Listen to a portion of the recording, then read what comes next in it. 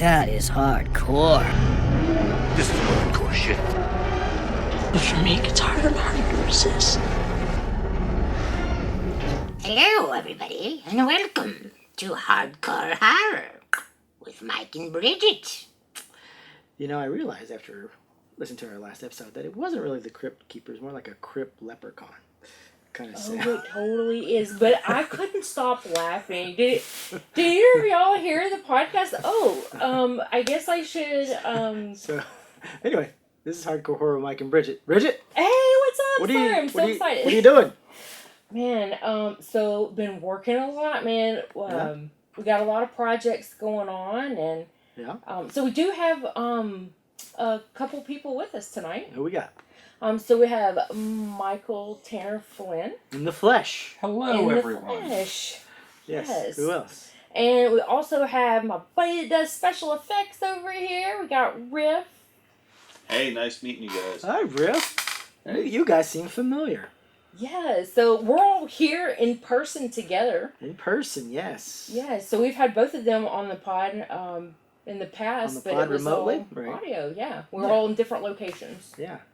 So we're here tonight filming some stuff, but we got another guest too. We got an interview guy. Who we got? Yeah, so we have Blair Hoyle. He's a screenwriter, film director. Coming up later. Yeah, so we'll talk to him a little bit later and see what all he's got going on. Very cool. All right, we got a lot to do, so let's get into it. Let's do it. All right. So, one of the big things, obviously, we talked about this the last time, was the writer's strike, affecting Hollywood and everything. Yeah. But now there's an actor's strike or potential actor's strike and everything.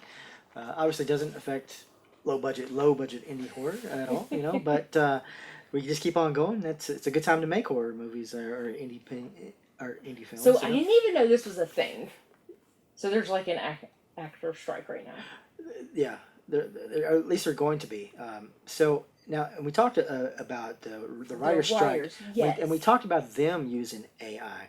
But now, okay, first of all, let me ask you, have you seen the Black Mirror episode, Joan is Awful? No. Is it about AI? It is, isn't it? Yes. It's apparently as realistic as it comes. So, without giving the whole thing away, so basically, it's about these actors who loan their image and they create their image and they give them a small fee and then they just use it for whatever they want. Mm-hmm. And they don't pay them anymore. No matter how many times they use it, basically, I think. So anyway, this is the reality of what one of the things that the actors want to. I think some of the acting strikes is about solidarity with the writers, but one of the things is they want to do that AI thing with the actors for real and use their image in movies in the future. So that's actually really creepy to me. That's real. What do you think about that, guys? Oh, I mean, they've been playing around with imaging for a while, like putting like Snapchat, or no, like big things, like putting Michael Jackson on stage after he died. Sure. Oh yeah, you're right. You're right. So that is more feasible now than ever. I mean, you think that was over 10 years ago when they did that? Just think of what they can do now. Right. And they want to do this and put this into movies, like making them young or making them older. Yeah. AI is affecting us a lot more than what we think it is, because I've been on the job search, and my profession, I've been in the industry for 20 years, and so I have a solid resume. And I noticed on it was actually LinkedIn. Anything on a platform on LinkedIn, my resume would kind of get looked over, and I couldn't figure it out until I finally figured out that. So when you apply for any job on LinkedIn, it goes to AI, and AI takes and filters things off. So if you don't have certain keywords in there, your resume is just going into a pile. Wow, is that right? That is a legit thing. That is wild. Yeah. So I figured that out. Once I figured that out, I went to outside recruiters outside of that, and guess what? Guess who got offered a job this week? So you don't have people actually looking at it. You just have. It just goes to AI. Yeah, it goes to a computer and it filters through it. Which is disturbing, obviously. Because again, not everybody's going to know the key words. You might have the greatest resume ever, but not say the right thing. That's and right. Just get passed over. That's right, and it depends on what job you do. So, You're allowed to have 50 skill sets on there, but depending what you do, me being a regional manager, I mean, oh my God, you know how many skills I could list on there? So still, I just did not understand what was happening. So a lot of this is happening, we don't even realize it. Well, like with the Michael Jackson thing, it's totally fine. He was dead, right? He's, you know, they're not really taking over him. Even the de-aging stuff, I mean, obviously that's the actor's understanding of that, and they're doing it, you know, for a movie, you know, for the context of the movie. But what they're talking about is scanning you, getting everything about you, and you're not even there for the movie. They're not, you know, you're not, you're still alive. You know, you're going about your business. They're using it. They're going to pay you a one-time fee, and as far as I know, can use it as much as they want. And this is for acting or writing? Acting. So they scan you so they know like your acting ability. Well, they put you in the computer. They put you in the computer. So I could be a crappy actress, and they could scan me and make me the best actress ever. Yeah, I think so. Yeah. Well, because that's so fair, right? Well, yeah. I mean, they can have somebody in a suit do all your movements. They can also program that into a computer with every movement you ever done in movies. Because no, they stockpile some of that stuff after your image is in the computer. Then they use all your movements from certain things. I mean, after you say it's over, and it's in there, ain't nothing you can do about it. I mean, so that's why they're doing this. That's crazy. What was the name of the episode you said? Black Mirror. It's the one off the new season. The first one, I think, is called Joan is Awful. But what? Yeah, Joan is Awful. You gotta watch it. It's great. Yeah, I'm gonna put that on my list. Yeah. Okay. So you watched some Black Mirror. Yeah. Anything else you got going on? That I've watched? I've got a watch list. Let's start with you guys. You guys watch anything you want to talk about? Oh, let me grab my list. Oh, we all we all have lists, don't we? Okay. Riff, you got anything? Man, I got 4 kids. I hardly ever get time with the TV alone anymore. Oh, and well, we've talked about this because they're all on summer break right now. No, see, if you would talk to me a couple months ago, I can sit there and tell you I'm battling through series and you know, like trying to play catch up on certain things. But now, to get a screen in my house is impossible. You got to change that. I can't even take my phone. Yeah, it is. It's hard when like your kids are on. Like we talked about this when they're on summer break and they want to stay up all hours the night, and you can't just watch anything, you know. Right. Yeah. No, I get it. Yeah, mine are like they are starting to get their own like preferences. So one wants to watch one TV in the living room, and one wants to watch the other. Yeah. Yep. Yeah. It's rough. What you got, Mike?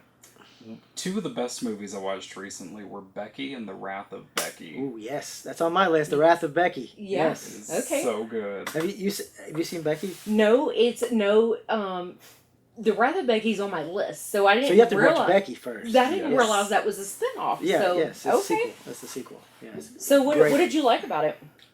It's just teenage girl being a total crazy badass, taking out baddies in like horrific, terrifying, just brutal ways. Okay. And it's hilarious and scary and. The Wrath of Becky's like new, isn't it? Yeah, it's just just come out. Yeah, it's not been out long. Okay. Yeah, I love her little nuances, like just the way she says stuff.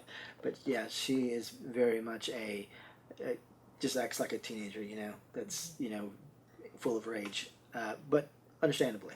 Yeah. Reasons why, but yeah. I really like both of them. I think they're both really great. And the second one, The Wrath of Becky, Sean William Scott is in it. Do you remember that guy? He's the guy from American Pie. Stifler. Oh, Okay. He's been in a lot of things. He's a great actor. Well, in this one, I mean, he's not playing a Stifler character. I mean, it's very, very dramatic, but well done. Yeah. Yeah. He's intimidating.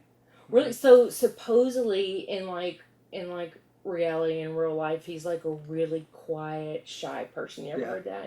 Oh, I could see it. Yeah. I could see that. But yeah, definitely not in this movie though. It's a totally a turn I don't think I've really seen him do as dramatic as this. So, okay. So I really enjoyed it. Yeah. Okay. But yeah, that one's definitely one to check out. What else you got? More of a thriller. For the first time, aside from seeing 5 minutes as a kid, I watched 1 Hour Photo with Robin Williams. Oh yeah, that's a good one. And that was just so disturbing and unsettling. It is. Like, I was sitting there, like, itching the entire time. It's so creepy. Really, really like that. I haven't seen that one since it very first came out. I just almost want to do a rewatch on it. Oh, you should, yeah. Yeah. It's good. Yeah. So that was, God, what year did that come out? That was that was the 90s. 2002. Oh, was that? Okay, so I was thinking late 90s. Okay, 2002. Okay. 1 hour photo. All right. No, I was able to watch a one movie waiting for everybody here today. Oh, yeah. And I'm saying this because one of these people been on your show before. Right? Yeah. So, you're talking about Tennessee Gothic. Yes, I am. So Jackie Kelly, she's the lead actress. So she's been on here, and Jeff Wedding, the director, he's also been on here. So, yes, we're doing a little bit of movie magic today, and while I was getting in character, which takes a little while. Riff was able to watch the full movie of Tennessee Gothic. I was like, how long did it take me to get ready? He was like, I don't know, I watched the full movie. So what did you think about it? Did you like it? I did, and I'm looking at it at first, I'm like, whoa, what's going on with this chick? And then it keeps on going, and I'm like, okay, now there's 3 guys. Yeah. Yep. And then it just keeps on developing. There's this guy, with his brother being dead and all that, and his friend being dead. All of a sudden he's getting shot, and then there's all it starts picking up, and then the end, I'm like, all of a sudden she gets like shot with an arrow, and there's freaking wings. I'm like, you're like, what? Yeah, like that. I remember the first time I watched it, I was like, wow, but I didn't catch it at first. Yeah, I did see that they looked wore out, and they had the bloodshot eyes, and they had the makeup and making them look like they're like drained and stuff. And I was like, it all came together at the end. Yeah. I'm glad you were able to watch that while you were waiting on me. Michael, anything else for you? There's something wrong with the children I watched the other day, and that was fun. Yeah. Have you guys seen that? Yeah. I've seen I've seen it. It was good. Maybe not one of my favorites, but it was good. Yeah. I don't know if have we talked about that or not? Maybe. So my list is always so long. I just kind of narrow it down to a few. Sometimes I have great lists. Sometimes I don't. So. Right. So do you want me to tell you what I've been watching? Sure. Go ahead. We talked about this in the last podcast. I was trying to stream it, but I couldn't find English subtitles. Finally found English subtitles. Was The Lure. Okay. Yeah. About the what you think? Singing Mermaids. What do you think I'm going to say about this movie? I think you liked it. I did like it. What did I not like about it? What did you not like about it? The singing? Yes. Yes. Oh my gosh. It's like, I just don't do musicals very well. Yeah. Rocky Horror Picture Show, that's an okay one. Okay.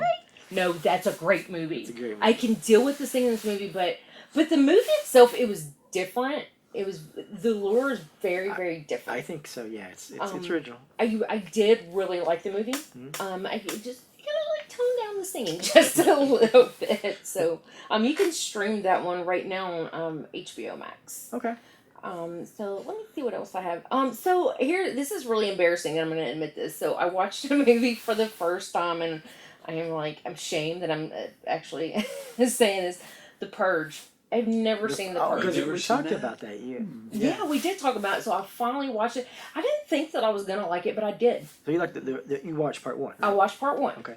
So part 1 is more of it's really more of a home invasion kind of a thing. It is more of a home invasion. Okay. You're right. But once you get into sequels, it broadens and it gets a little bit more kind of to what they're really trying to get into. I think. So speaking of, okay, I was like, let's go ahead and watch the second one. So I like the second one better than the first one. Well, it's just thematically it's a lot different, and I think it's what probably we're trying to go for with the original, but it just didn't work as a home invasion. But yes, I think it was because they switched from like rich people problems. I don't really care what happens, and they bring it down to more like middle, lower class. I love that, and and how that affects people as a whole. It was almost telling like all these different people's little stories, and then they all kind of came together, and I really felt the characters in this movie. I was like, holy shit, they're having a bad day. Oh my god, it's a bad situation to be in. So I really enjoyed that one. I thought there was a lot of good kills in it. The acting was really good.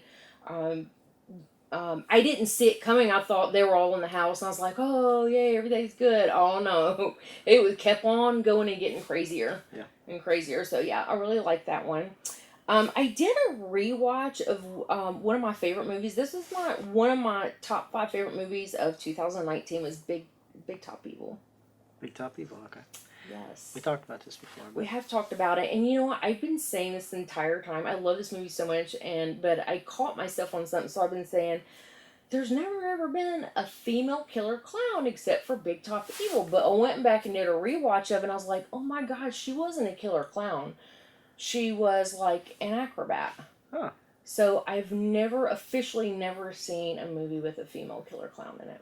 Well, so the clown in Killjoy, the girl, was it Betty Boop, something like that. You know what I'm talking about? She's kind of a killer, isn't she? But I guess he's really the killer, right? Is she a killer? I haven't seen the movie. I don't know. You haven't seen Killjoy? Mm-mm. Oh, you gotta watch all those. Is she coming in like part 3? 3, I think. I think it's 3 because the first 2 they're not. The Trent Hanga guy, he's not in the first couple, and they're totally different. So she's a clown. She's a clown. Is she the killer? No, he's the killer. Okay. But she's like an accomplice, or maybe I don't know. She's not the killer though. She's not the killer. I'll have to rewatch them again, but they're pretty good. Harley Quinn might be like, but I kind of don't. She's not. Really I think of her more like as like a jester. Yeah. Yeah. It depends on she what movie. doesn't really count. It depends on what movie you're watching too. With that. So. Yeah. So Big Top Evil, gotta watch it. It's a low budget movie, but it's still one of my favorites. Okay. My favorite movie quote of this movie is "Unleash the clowns!" Like, oh my god, I'm like, woo! I get chill bumps. I get all excited. You've got to watch this movie. I think you can actually stream it right now on Tubi. Right. One thing I did notice is that's my favorite quote of the movie because I own the Blu-ray. But when I watched it on Tubi, he does not say "Unleash the clowns." He says something else. I was like, that is not what he says. Oh. That's not what he says. It's a cut version, huh? Yeah. So I thought that was pretty crazy. I would have never known that if I wouldn't own the Blu-ray though. Right. So let me see what else I have. This is not really a horror movie. Maybe a horror comedy called Day Shift. Have you seen that one? Sounds familiar. It does sound familiar. Who was in it? Snoop Dogg. Snoop Dogg was in it. Jamie Foxx. Jamie Foxx. Yeah. That's a horror movie. It's about vampires. Yes, it's about vampires. I kind of liked it. I thought it was funny. Yeah. I mean, it's a CGI gore, but it was still funny. I was like, oh, Snoop Dogg's a terrible actor, but he's Snoop Dogg can get away. I was like, look how stoned he is on it. But that's a pretty funny movie. Yeah. I did watch House of Darkness. Okay, what do you think? So the movie's really, really slow. Have you seen this one? Yep. Okay. I love the last 5 minutes of it. Yeah. Oh yeah. Well. I was like, oh, finally. What's his name? We just talked about him. Yes. He's kind of an underrated horror character, I think. Yeah. He's been actor. He's been in so many horror movies, and his character in this movie annoyed the shit out of me. Yeah.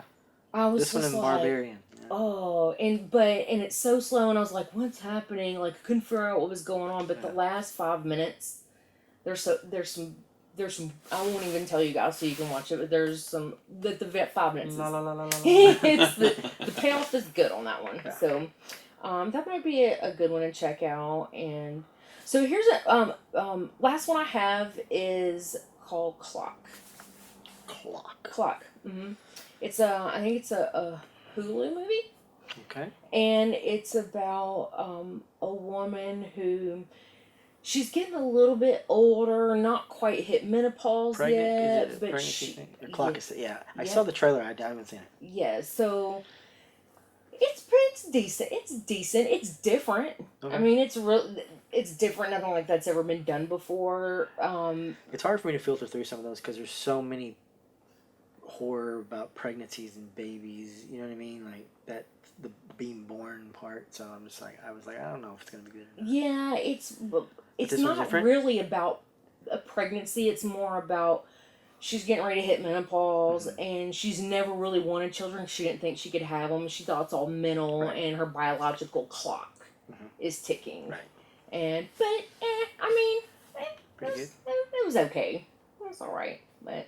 It's funny you say that because we had just talked about, so we were talking about Swallow. Remember, you're like, Swallowed or Swallow? I was like, no, the movie I watched was Swallowed. Yeah. But I still want to see Swallow. That's still on my list. But that's a pregnancy movie, isn't it? Yes, she is pregnant. Yeah. Yeah, so that's definitely on my list. But okay, so that's all I have. All right, I got a list for you. Here we go. Cool. Up first was a rewatch of Ravenous. Anybody seen that one? Ravenous? Ravenous came out in 99.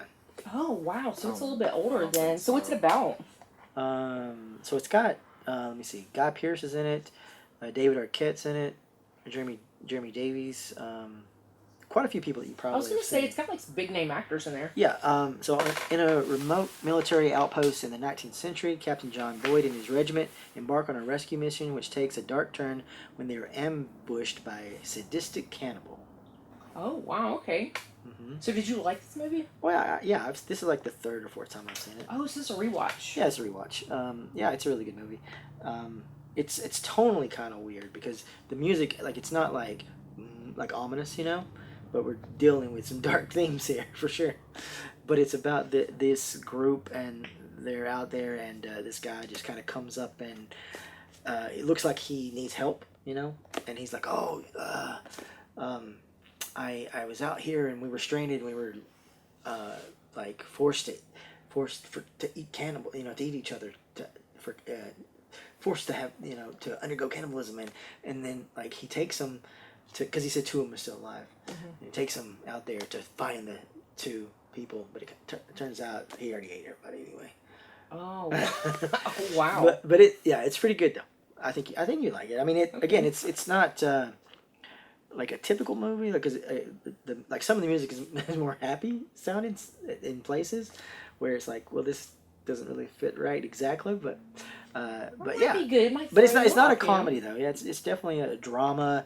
I wouldn't say there are only a few scenes that are quote unquote scary horror, but the theme itself alone is enough, you know. Up next was a rewatch of Lovely Molly. Anybody seen that one? I'm not sure if I feel like I have seen it. What's it about? Lovely Molly came out in 2011. Newlywed Molly moves into her deceased father's house in the countryside where painful memories soon began to haunt her.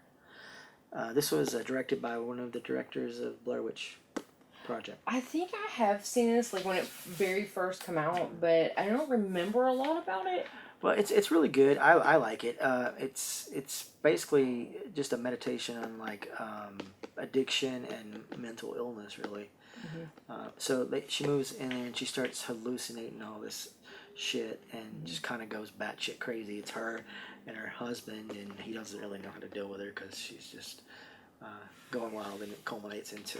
I have seen it. I have definitely 100% seen this movie, and I'm trying to remember. Does he do something in his sleep or something? Like, does he do something that's like? And she's imagining it. Like, I have seen it. I'm just trying to remember. Oh yeah, she imagines a lot of stuff. She sees her dead dad, and yes, she's like talking to him a lot, and yeah. This is a rewatch for you. This is a rewatch. Yeah, I've seen it. So you've had a couple rewatches on your list. So how do you?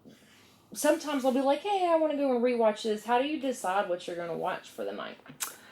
It just depends. Sometimes I'll just look and browse through what I have and see if something I haven't seen in a while. Be like, oh, this is good. I haven't seen this. I haven't seen it in a while.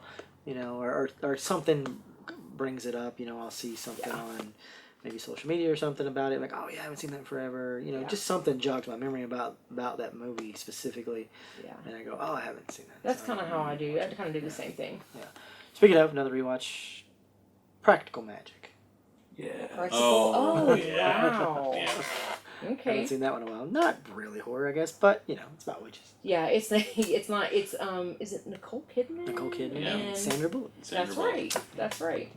That was a pretty out there movie. So yeah. It was good. This was the first watch. Ring Around the Rosie. A pocket full of I've heard of posies. Yeah. No, I don't think I've heard of that one. Yeah. Was it good? It was just kind of run of the mill, I guess, by the numbers. I mean, not terrible, but no, nothing really to brag about. A young woman inherits a rundown mansion where she's plagued by horrible visions and dreams. As her nightmares become more vivid and those around her get increasingly violent, she must face the horrible memory she has suppressed long, long ago. Gina Phillips, she's the girl from Jeepers Creepers. She was in it. Okay. And Tom Sizemore, remember that guy from National Born Killers? Oh, yeah, for sure. So, I mean, they have some decent actors in here, but, I mean, it just wasn't great. But, he was pretty demented looking at him. But, yeah. Up next was a rewatch of Death Tunnel. Okay. And Death Tunnel is a movie that they shot in Kentucky at the Waverly Hills. Oh, Waverly. Have you ever been to Waverly Hills? I've never been. You guys have all been, right? Mm-hmm. Yeah. Yeah, I've been a Very, couple very, very times. cool. Yeah, it is a really cool place. That'd be like a great place to film a movie. Yeah. Has there been any other movies filmed there, or just that one? I'm that we not know sure. I'm not sure. See, because this one's actually set in, I mean, it's not a great movie by any means. I like it just for the fact that it is set there. Does it show the actual tunnel in the movie? Yes. I mean, Yeah. I mean, I can't say for sure it is the tunnel because it could be some other part of it, but it's supposed to be. Mm-hmm. I had a crazy experience when I was there. My ex-husband and I, we were at the back of the with the group, and they're like, all right, we'll walk you down there. If anyone has bad knees and doesn't want to do steps, you're welcome to stay behind. I'm like, that's me. I don't want to walk down all those stairs. Yeah. So my ex-husband and I stayed after, and the light started doing something crazy, and his phone went off and like full blast playing this. It was a song. The song was about sleep paralysis. And it was like crazy death metal, and the light was flickering, and that song come on, and I was like, oh my god, I got like chills up and down me, and it was right. We were at the very top of the tunnel. That's crazy. So what was the movie about? Well, okay, so 5 college women are locked in a Kentucky hospital built in 1910, where 63,000 people died from a disease known as the White Plague. Deep under the hospital is the Death Tunnel, which once was used to secretly remove the dead from the grounds. So yeah, it sets the precedent for what it really is, but then it, creates supernatural stuff about it. I mean, it's just more of a run-of-the-mill slasher, really, of what it really is. But again, the coolest part is that it was filmed there. Yeah, no, that is really cool. Do you know anything about? Have you seen this one, Michael? I haven't seen it, but when I was there, some of the people that help run Waverly were talking about it because I sat in on an indie filmmaker panel and they wanted to shoot there, but they stopped because something about the production of this didn't provide the funds that was supposed to go towards restoration of it. So I think it kind of soured things, but don't quote me. I can't remember the entire thing. Okay. Yeah, that kind of sucks because it sucks for everyone else that wants to film there, Yeah, that town is full of really, really awesome creative people. Yeah. All right, up next was not really a rewatch because believe it or not, I actually hadn't seen in the entirety of this movie. Rabid. Rabid. Okay. The new one or the old one? The old one.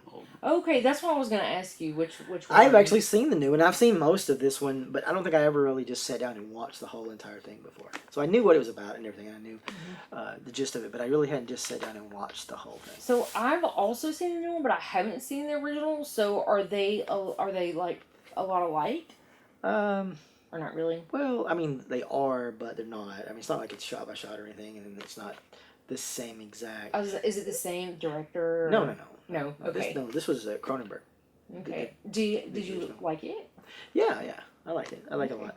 Have either of you guys seen? You've seen both of them? Yeah, at the start of the pandemic, I watched them back to back. Oh, okay. That was a bad idea. But yeah, Right. Yep. Oh yeah. So it's a weird the armpit thing. It's weird. It's a little weird, but still interesting. And You don't see that every day. That armpit scene. Yeah, armpits. How many people can say that armpit scene? Right, exactly. You don't leave it to Cronenberg, right? Yeah. Right. Up next was some documentaries, some horror serial killer documentaries. 6 Degrees of Helter Skelter, Ted Bundy story, The Boneyard. These are just documentaries about real life serial killers. Rewatch of The Fog, the original, obviously not the remake. Rewatch of Nosferatu, the original. I watched a couple episodes of The Horrors of Dolores Roach. Have you guys checked that out? It's on Prime. I mean, it was okay as far as like production wise or story wise, whatever. It just wasn't horror enough for me because it literally says The Horror of Dolores Roach and nothing. I only watched 2 episodes and I get where they're going with it, but I mean, it kind of implies. Well, I'm sure maybe it gets better and bloodier, but it wasn't horror enough. That's the thing is for like, me. it's hard to find a good horror show to keep me interested. Yeah, exactly. That's really, really hard. Right. Up next was a movie that just dropped on Screenbox. It's called We Might Hurt Each Other. We Might Hurt Each Other. I never heard of that one. Yeah.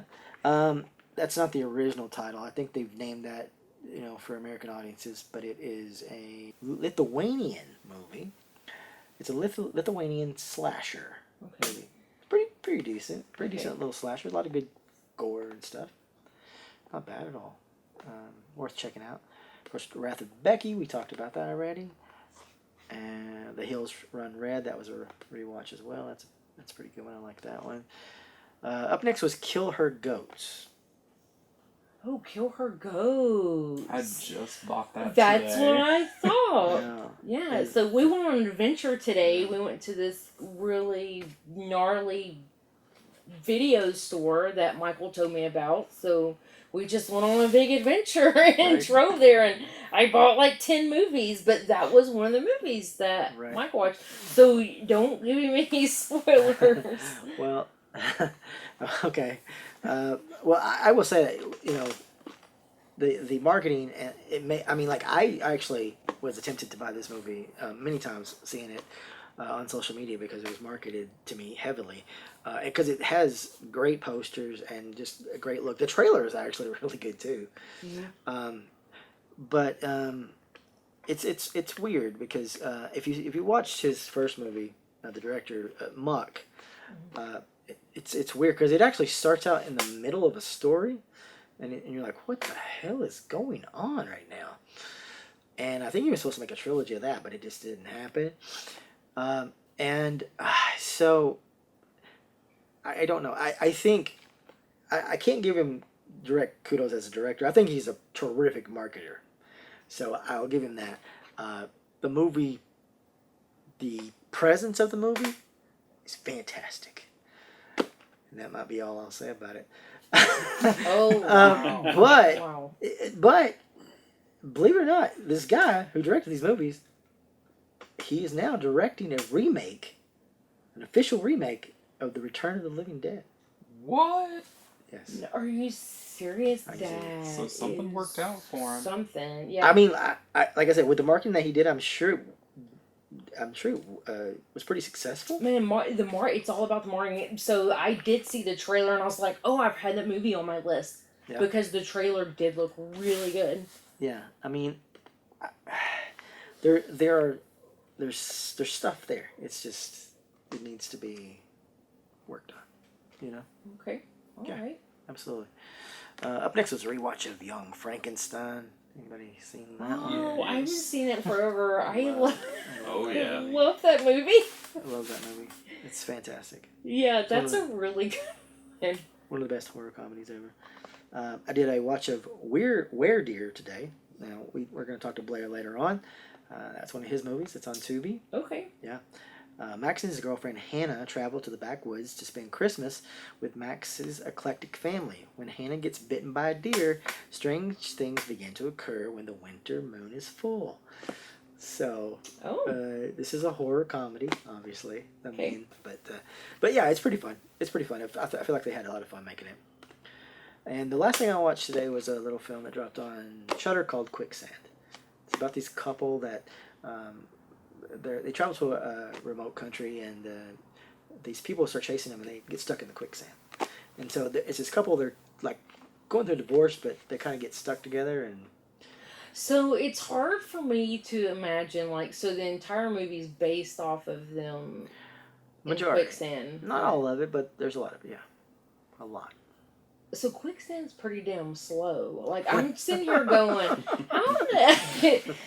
sorry, how does that happen? I mean, like, you put your foot in and just can't get your foot out. I mean, like, how does that even happen? Well, they both fall in. Well, actually, she falls in. He comes in to try to get her, but because she goes like a sinkhole. Yeah. Okay. Yeah. So, it'd be hard for me to watch that. It seems like. Did you like it? I mean, if you're looking for action and that kind of stuff, then you're not going to find it there. No, but I mean, it's an okay movie. It's not bad. I mean, okay. Pretty original enough. Anyway, that's it. All right. Yeah, you guys got anything? No. Awesome. Yeah. We still have an interview. Awesome. With Blair Hoyle. So, do you want to bring him on? Yep. Let's bring him on. Okay, awesome. So tonight our special guest is screenwriter and filmmaker Blair Hoyle. What's up, Blair? How's it going, guys? Hey, good to talk with you again, man. It's good talking to you too.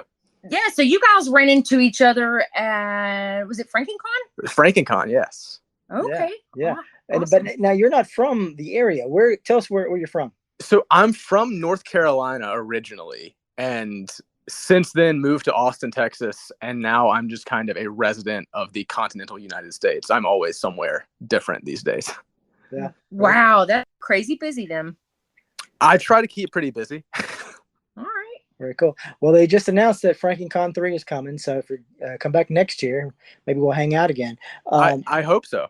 Yeah. So tell us a little bit about what you do. So I guess I'm primarily a screenwriter.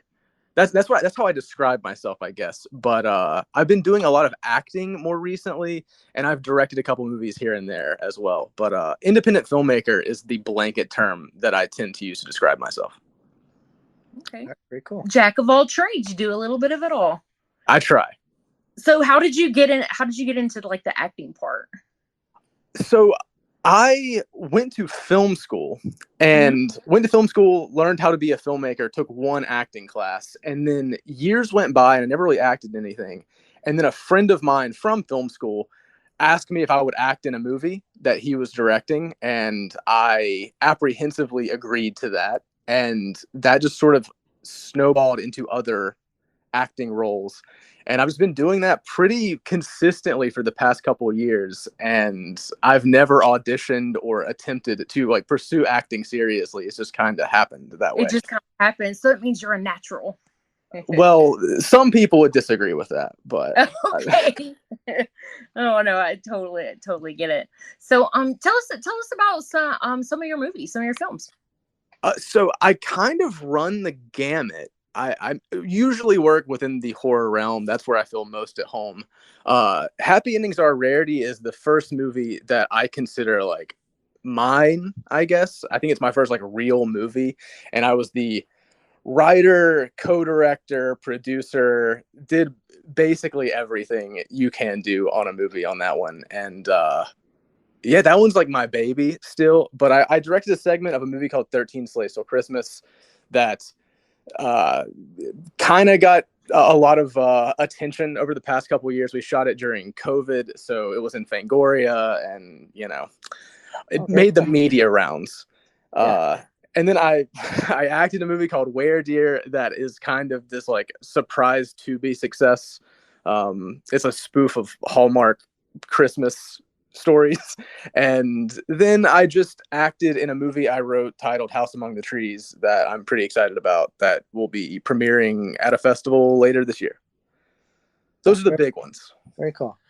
So Happy Endings is a rarity. I wouldn't consider it a horror necessarily. I mean, although it does have elements of it, right? What would you categorize that mostly? So I've thought about this so much since then. I think the most apt description of it is that it's like a romantic dramedy set inside of a haunted house. Yeah. Okay. I don't really think it's a horror movie either, but I think it's the most like appealing descriptor for people. So saying it's kind of a horror movie does a lot better for the horror crowd than being like, oh yeah, it's this love story. Right. Well, it does have elements. There's a couple of scenes in there that is, sort of scary in a way, but it doesn't play like a horror movie though, right? No. Right. I guess it depends on your audience. Yeah. Whoever's watching it. Yeah. Now, what year did that movie come out? It premiered in 2017. Oh, okay. So, all right, that's awesome. And this Weird Deer. Now, I did watch that one. Thank you. Now, you co-wrote that one too, right? So I have a co-writing credit on it. So I joined that project fairly late. Okay. And I joined, I think I signed on in like April, and we shot in July of 2021. And I rewrote a bunch of the dialogue, but that was Andrew Dyson's brainchild. I can't really take credit for Weird Deer too much. Gotcha. But it looks like you had a lot of fun though. It was like that was probably the most enjoyable shoot I've ever had.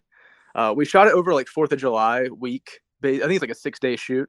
And I was like friends with most of the people in the casting crew going in, which was a main reason why I ended up in Weird Deer, honestly. Not really my kind of a movie, but it was so much fun to make. Yeah. I think just being like, even if you're not acting or you're not directing, just being there and helping out and being a part of it is just, it's fun. I think it's a lot of fun. And just saying that you can be there, even if you're running around and helping out and setting up props, that just being part of it's a lot of fun. Sure. There's nothing more fun than making a movie with people who are also enjoying it. Right. That's the most fun. That's what I love about independent films and even low budget films, is that you can always see the passion behind it, and that you might not have the best actors, but you can tell they're having so much fun and that they're very passionate about what they do, for sure. Yeah, that's why I like working in the independent world so much, is because if you're there, you pretty much want to be there. Nobody's there for a big paycheck, that's for sure. Yeah. Exactly. Yeah, and then when you go like Hollywood, they're like, "Hey, no," the writer's like, "No, I want it to be this way," and in Hollywood, they're like, "No, you're going to do it this way," and that seems to happen a lot, I think. Oh yes. Yeah. So, do you have any projects that you're working on? Anything coming up? So there's quite a bit coming up. The strikes might potentially delay them. They're still kind of up in the air, and people figuring out what they are and are not allowed to do in regards to ultra low budget and micro budget and so on and so forth. But I've written a few screenplays that are planning on being shot later this year, hopefully sooner rather than later. But one of them I'm not sure I'm supposed to speak about. It is a horror movie. The other one I definitely can talk about. It's a like Halloween time movie, but not specifically a Halloween movie, and it is straight up horror. The first thing I think I've ever made that is like a straight up horror movie. Okay. Is it like a slasher? What is it? It kind of toes the line between a slasher movie, a crime thriller, and like an art horror, folk horror mixture. So it's kind of very much in the same vein of Happy Endings, where it's like at any given minute it could be a different genre. All right. So I have a question. When you were in film school, were you thinking this is the type of genre I want to do horror movies, or you just got out there and was like, hey, whatever opportunities come my way? Did you specifically want to do any type of genre? So I am like a lifelong horror fanatic. I love movies of all genres, but horror is definitely where I feel most at home. And I feel like I am just really drawn to it in terms of like crafting a story. Like a lot of times when I'm like, I'm going to write just like a straight comedy. Like I try to do that. And then, I'm on page 10 and somebody's getting stabbed. And I'm like, well, here we go again. But when I was going to film school, I went to Western Carolina University in Western North Carolina. And the main reason ended up going there was because the head of the film department was Jack Shoulder, who directed A Nightmare on Elm Street 2 and The Hidden and The Good Alone in the Dark from the 80s. And I was just like, wow, he's a guy who's like made this style of movie that I love so much. He's got to be the guy I learned from. And then he ended up being a very like classically, very much not a fan of being boxed into a specific genre. So it was interesting learning from a guy who had been boxed into a specific genre and did not want that for me. Oh, yeah, that is interesting. Yeah. So with you loving horror so much, I have another question for you. So we talk a lot about horror movies on here. So yes. Do you have a favorite or some favorites horror movies? So I feel like it's almost a little like passe to say at this point. Scream changed my life. I saw Scream when I was super young. I think I was like 4 years old when Scream was released, and it like put me on the path. And I still have a lot of love for the Scream franchise. Yeah. I also acknowledge that there are a billion people who will say that Scream's the greatest horror movie ever made. So at this point, I tend to highlight a few other horror movies that I also love dearly. Okay. My Bloody Valentine, the 1981 My Bloody Valentine, is a movie that Valentine's Day, like the uncut version, and it's really good. Really good. It's such a great movie, and I think it's a movie that gets better every time I watch it. And it's one of those that, like, you know, everyone who watches it will tell you it's a movie about a miner who kills people with a pickaxe. But if you watch that movie, it's about a lot of like really human experiences that I feel like a lot of people can relate to, like lost love, feeling like a failure, coming home, leaving home. There's a lot of like really meaty stuff to grab onto from a screenwriting perspective with My Bloody Valentine that I love a lot. The original Black Christmas, very similar in that regard. Oh, yeah. Yes. You know, that's a movie that as a kid, I didn't get it. But when I watch it now, I'm like, this is like a perfect horror movie. That was our favorite Christmas horror movie, both of ours. And that was, and we've talked about this before, but what I love about that movie is that was like the first time it was ever filmed, like where the killer was inside the house. And it's been done several times since then.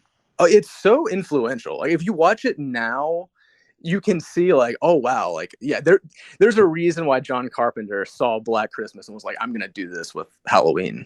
And you can really tell when you watch those movies back to back, like how inspirational it was. Yeah, for sure. For sure. So you love horror movies. So we always play this game on here. I love movie quotes. So my rattle off some movie quotes, and we have to try and guess what movie it's from. So do you want to play a game, Blair? Oh, happily. Awesome. So we do have a couple of cast members here with us. So I'm gonna let them join us as well. Let me introduce them. So my co-actor today is Michael Tanner Flynn. Say hello. Hello. Hey, how's it going? Going sweaty. Oh yes, it is so hot here. I'm actually in full costume right now. It's crazy. Well, hopefully you're able to cool down a little bit. Yeah, no, I was like, hey, this will give me a chance to cool down. So, and then we also have our special effects director. There's Riff. Say hello. Hey, how you doing, man? Hey, I'm well. How are you? Doing well. All right, so let's kick this off. So Mike's gonna rattle off the movie quote, and there's four of us, so hopefully one of us we'll get it. So, are you ready? I'm ready. Let's go. All right, Blair. There's only 5 of these, so we'll just do one, and if you get stuck, I'll kind of give you some hints. Okay? Okay, great. All right. Here we go. Number 1. It could look like someone you know, or it could be a stranger in the crowd. Whatever helps it get close to you. The thing? Nope. Invasion of the Body Snatchers? Nope, but those are both very good answers. It could be. Is it Follows? Yes. Okay, Yes, it that's right. Of follows. course, it follows. Of course. Oh, that was good. It I remember that follows. quote. I was thinking the thing. Okay, that was good. Good for you, Blair. I love It Follows. I'm disappointed I didn't get that right off the bat. Yeah, that's good. That's good. All right, here we go. Number 2. I'll get you, my pretty, and your little soul too. Ooh. Nightmare movies. Freddy Krueger? Is that a Freddy Krueger quote? Freddy's dead. Freddy's dead. I was gonna say which one it is. Yeah. I would not have got Freddy's Dead specifically, but It's based off of all like the little fairy tales.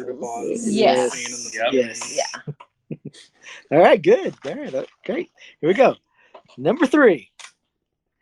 Now, sink into the floor. Sink. oh, Get Out. Get out. Yeah. Didn't even get it done. Yes. That's Wow. it. Get out. Wow, Blair, you're making us look bad over here. I do love some horror movies. We love Very it. good. Very good. All right, guys. Number 4. That's much too vulgar a display of power.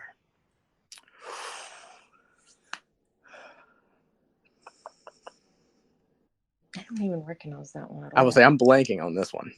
I feel like Meryl Streep should have said that at some point. Pantera had an album named that.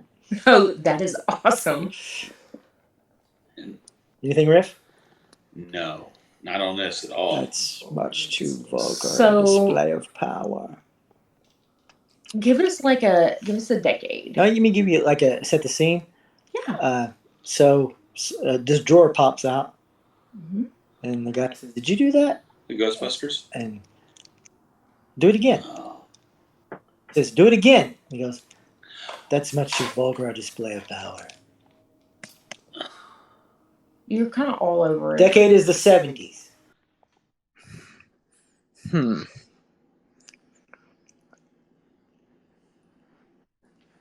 I'm blanking over here. I actually know this. That's much too vulgar a display of power. 70s. Poltergeist. It's not like The Exorcist. No, It's no, The Exorcist. Okay. Is it the okay? Exorcist. I was like, Dang. the only reason I got that I was is nowhere close. the only reason I got that is because the voice you did. That's the I've reason never I been got able to sit through that movie. No, it's fun. Oh my I god. saw it Eileen Dees not so long ago. Yes. It's a great movie. All right, guys. Perfect. All right, we're running through these real fast. Yeah. All right, good. All right, here's the last one. You ready? Yep. Why don't you just kill us?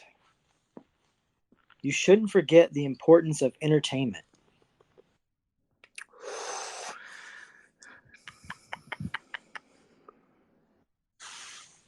Is it a Rob Zombie film? Nope. Okay. There are quite a few this could be. That's what I'm thinking too. I'm thinking that too. Rattle it off one more time. Why don't you just kill us?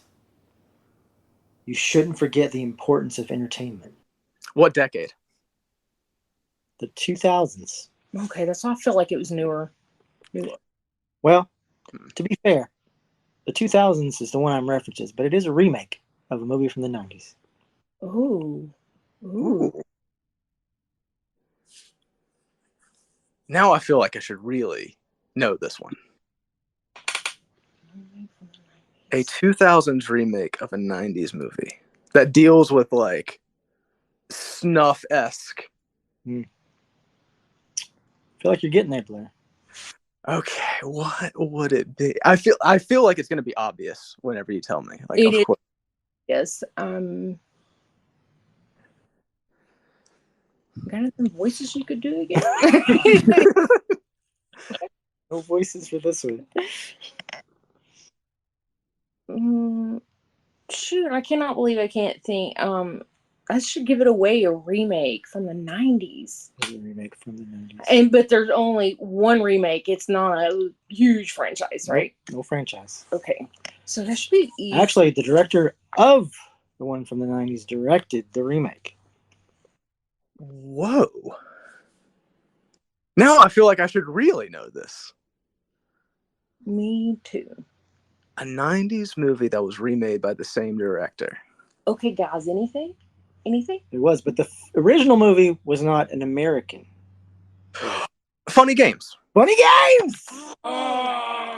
Funny Games. Oh, that should have been way more obvious to me. Funny Games. That is so funny. There you go. Good job, Blair. Thank you. Yeah, I feel like I should have gotten The Exorcist. I really should have gotten The Exorcist, but what can you do? You know, it's kind of funny. I thought that quote was more popular than I guess it really is, because again, Pantera used it in one of their albums back in the day. But when I went on IMDb to look for it, there's like 1 million quotes by The Exorcist, and I didn't see that one at all. And I was like, that's weird. Yeah, I was thinking something more recent as like a reference to the Pantera record. Yeah. That's where my head was going with that.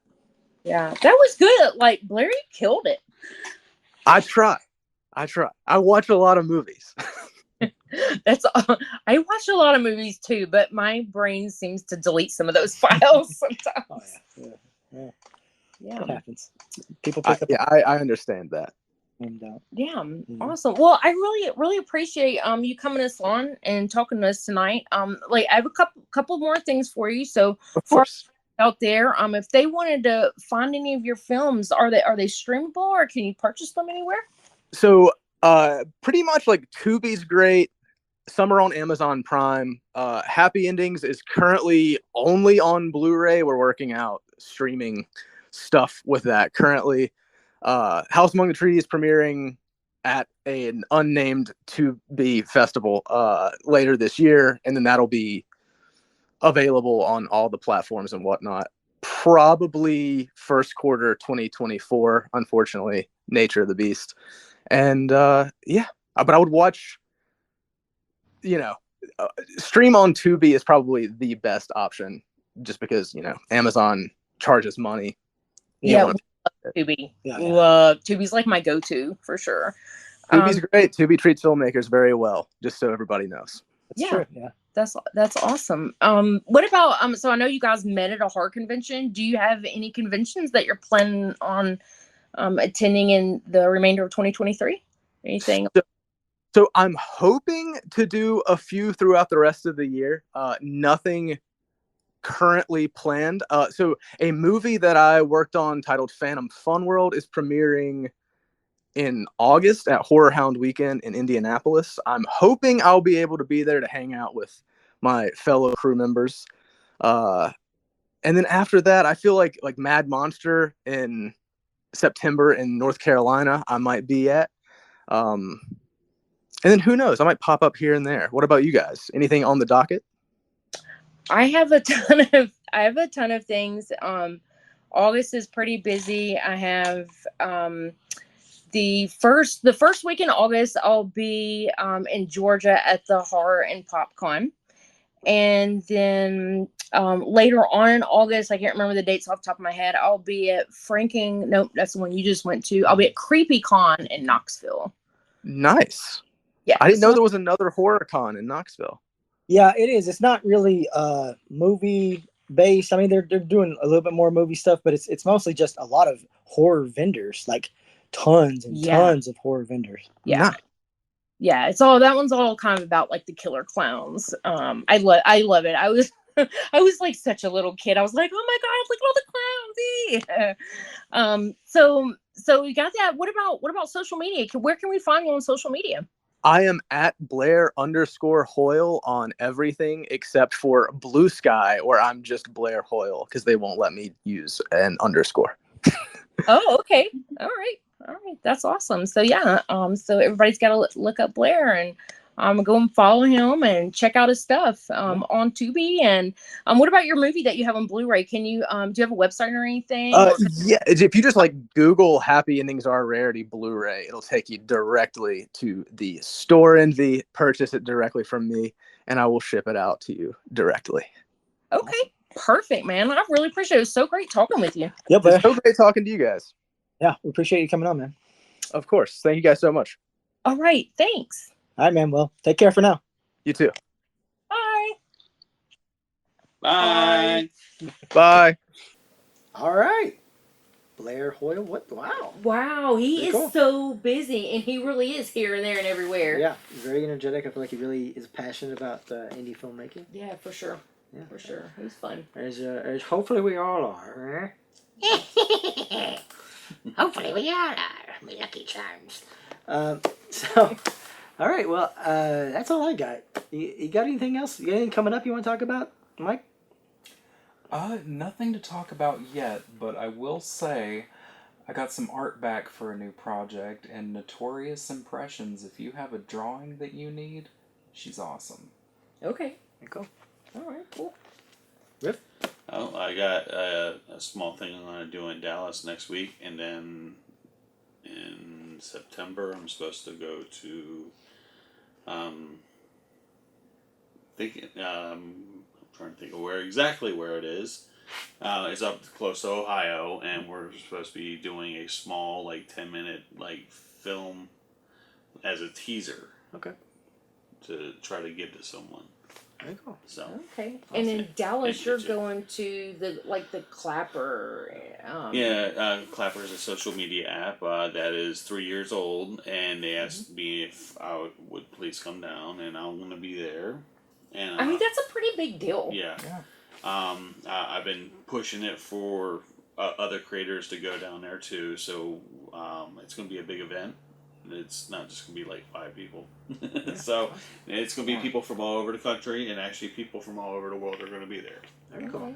It's going to be a big day. Clapper. If they want to find you on Clapper, what's your name on Clapper? At SFX Rob. Robert. Robert Cox. Had to change that. SFX Robert. All right. Very cool. You got anything else, I Bridget? think that's it. All right. Well, I think that's all the episode. Until next time. Until next time. Stay hardcore. Stay hardcore. Stay hardcore. Yay, hardcore. All right. All right. Bye.